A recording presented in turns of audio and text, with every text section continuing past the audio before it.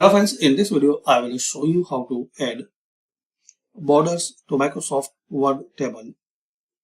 So if you have table in your Microsoft Word document and you want to add border. So firstly, I will remove it and I will show you freshly.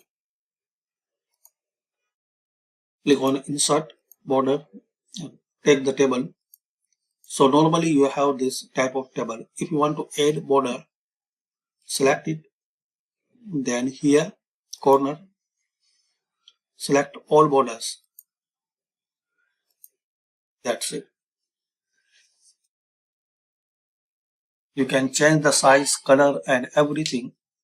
Select it again and here, and this time select borders and shadings.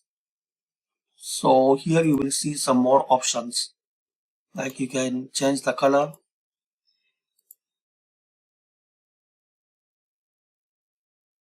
size for border, and make sure select it apply to table here. Then click on OK. That's it. So thanks for watching. Comment this video useful for you or not.